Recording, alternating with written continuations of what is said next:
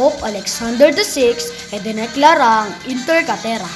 Haring Ferdinand at Reyna Isabela ng Espanya hinigpitan ang paghahanap ng iba pang lupain.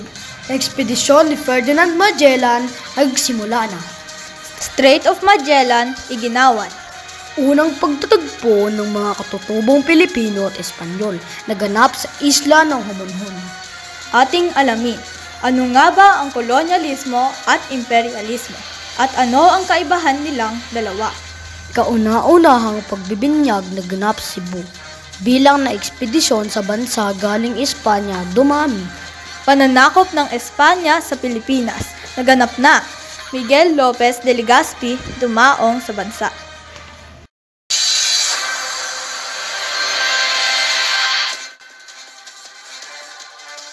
Ika-20 ng Nobyembre taong 2023. Live mula sa Bulihan News Center, ito ang The Village Youth Patrol.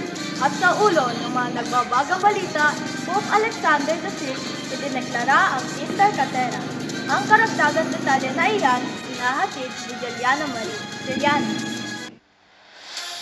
Noon niyang ika-4 ng Mayo, taong 1493 ay idineklara ng Papa ng Portugal na si Pope Alexander VI ang inter cathera na naghahati sa daigdig sa dalawang bahagi. Ngunit hindi sumang-ayon dito ang mga Portugal sa nilalaman ang inter cathera, kung kaya't makalipas lamang ang isang taon ay pinalitan nito ng Treaty of Tordesillas, kung saan sinasaad dito na palawakin pa ang lupain ng Azores at Cape Verde. Juliana Marie, nag-uulat. Samantala, Haring Ferdinand at Reyna Isabela ng Espanya, hinigpitan pa ang paghahanap ng karagdagang lupain para sa ulat na iyon. Narito si Alexia Cade. Lumipad ang aming team upang magsiyasat ng mga impormasyon patungkol sa balitang ito at sa pamumuno nga ni Haring Ferdinand at Reyna Isabela ay naging matagumpay ang mga manlalayag na sina Christopher Columbus noong taong 1492, kung saan at nadiskubre nila ang mga pulo sa West India sa North America, at si Vasco de Balboa naman ay natuklasan ang bansang Panama noong 1530. Back to you, Zach and Riona. Salamat, Alexia Cade. Sa kabilang banda naman, ekspedisyon ni Ferdinand Magellan nagsimula na. Para sa karagdagang mga detalye, nag-uulat si Alena. Salamat, Riona. Itong taon ng 1518 nang kumbinsihin si Ferdinand Magellan si Haring Carlos ay hari ng Espanya na siya ay maglalakbay upang makahanap ng bagong daan patungo sa Moluccas o Spice Island. Isang isla kung saan maaaring umangkat ng mga pampalasa tulad ng cinnamon, luya, sili at nutmeg. Napagkasunduan din nila kung anuman ang madidiskubre ni Magellan na bagong lupain ay ibibigay ito sa kanya. Back to you, Riona. Maraming salamat, Alena. Samantala, Strait of Magellan iginawad kay Ferdinand Magellan. Para sa karagdagang informasyon, Jana Krisha, pasok! Nang nagsimula ang ekspedisyon ni Ferdinand Magellan noong 20 ng Setyembre taong 1519 ay dala niya ang 5 barko na may pangalang Trinidad, Concepcion, San Antonio, Santiago at Victoria, at kasama niya ang 200 na mga tauhan. Taong 1520, ng ika-21 ng Oktubre ay natuklasan ni Magellan ng Atlantic Ocean at Pacific Ocean ay magkadugtong. At dahil dito sa kaniyang nadiskubre ay ipinangalan ito sa kanya ng hari at iginawad ang pangalan ng lugar na Strait of Magellan. Jana Krisha, nag-uulat. Salamat, Jana.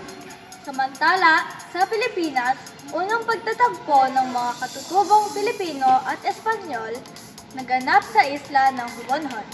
Para sa ulat, narito si Zacchaeus Emanuel. Zach. Ganap Nitong ika-6 ng Marso taong 1521 ang pagdating ng manlalayag na si Ferdinand Magellan sa Pilipinas, kung saan ay pinangalanan niya itong Archipelago de San Lazaro, buhat sa kapistahan na kanyang dinatnan sa isla ng Humonhon. Unang dumaong si Magellan at kamalaunan ay naglayag muli hanggang makadaong sa Limasawa, kung saan ay nakipagsandugo sa pinuno nito na si Raja Colombo at nakipagkaibigan rito. Ika-31 naman ng Marso nang ganapin ang kauna-unahang misa sa Limasawa sa pangunguna ni Padre Pedro de Valderrama. Sa kay si Manuel nag-uulat. Salamat sa kayo. Magbabalik po ang Bulihan News Patrol.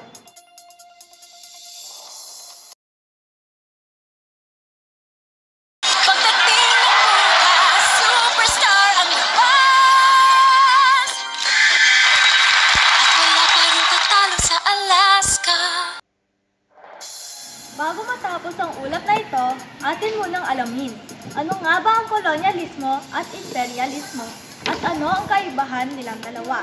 Kuya Zach, ano na? Zach, ano nga ba ang imperialismo? Kuya Zach, ano naman ang kolonyalismo? Nakakasama ba ito? Kuya Zach, ano na? Kuya Zach, ano na? Kuya Zach, ano na? Imperialismo ay tumutukoy sa kabuang pawirang mananakaw, pamasiging pagkupkob sa isang bansa o lupain para sa sariling interes. Samantalang, kolonyalismo naman ay isang parte ng imperialismo kung saan kinokontrol o sinasakop ng isang malakas na bansa ang isang mahinang bansa. Kinokontrol ang aspetong politikal, paninirahan at likas na yaman.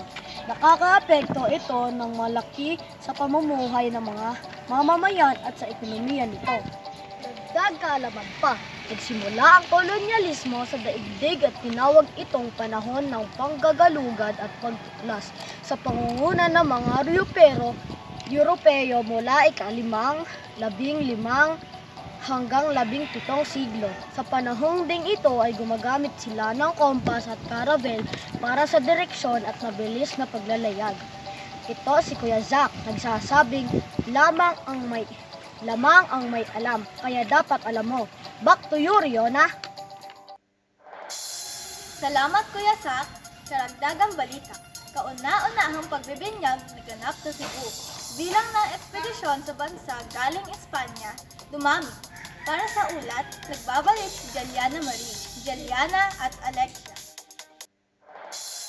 Noong ika-7 ng Abril, mula Limasawa ay dumaong ang barko ni Magellan sa Cebu o ngayon ay mas kilala bilang Cebu.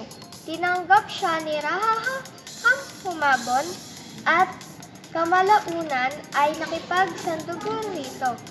Di nagtagal ay naganap ang kauna-unahang pagbibinyag sa mga katutubo. Si Raja Humabon ay bininyagan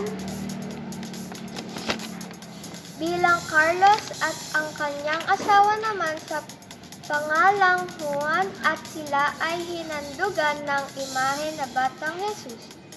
Mas kilala ngayon na Santo Niño ng Cebu. Samantalang noong ika-27 ng Abril naman taong 1521 nang mapunta si Magellan sa lugar ni Lapu-Lapu, ay hindi sila nagkasundo di gaya ng ibang mga pinuno. Sinalakay ni Magellan at mga kasama niyang Espanyol ang Mactan. Ngunit sa kasamaang palad, gamit ang mga kahoy na pana na may lason at itak ay natalo sa labanan ang pangkat nila Magellan. Balik sa'yo, Zach! Salamat, Juliana at Alexia, para sa ulat tungkol sa pananakop ni Legazpi sa Pilipinas. Magbabalita, Alena at Jana. Pasok! Nobyembre 11 taong 1564 nang mga umpisang mag-ekspedisyon si Miguel Lopez de Legazpi pagbalik sa Pilipinas. Siya ang itinalaga ng noon ay Haring si Felipe II bilang opisyal ng Mexico. Dala ang mga makabagong armas at mga kalakal. Nilayon nilang maging kolonya ang Pilipinas. Nakarating sila sa Samar noong ika-13 ng Pebrero taong 1564 at Marso 16 nang makipagsambugan si Legazpi kay Raha Sikatuna ng Bohol. Para sa karagdagang detalye narito si Jana Krisha. Sa 27 ng Abril 1565 nang dumating si Legazpi sa Cebu kung saan nagkaroon ng isang labanan sa pagitan ng mga Cebuano at ng mga Espanyol. Natalo ang mga Cebuano at doon napagdesisyonan ni Legazpi na unang magtayo ng pamayanan ng mga Espanyol sa Pilipinas na pinangalan ng La Villa de Santísimo Nombre de Jesus. Sunod niyang kinugkob ang Panay noong 1569. Sundan pa ito ng Masbate, Icao, Burias, Mindoro, Mamburao at Albay. At sinugod ang Maynila Mayo 19 taong 1571. Hulyo 24 taong 1571 nang gawing siyudad ng Espanya ang Maynila. At iyan po ang ating balita ngayong Lunes, ika-20 ng Nobyembre. Ako po si Rihanna Edwin. Para sa mga updated news, tumutok lang po sa Balihan News Patrol. Ako po si Zacchaeus Manuel. Dahil hindi natutulog ang balita, nakatutok kami 25 oras.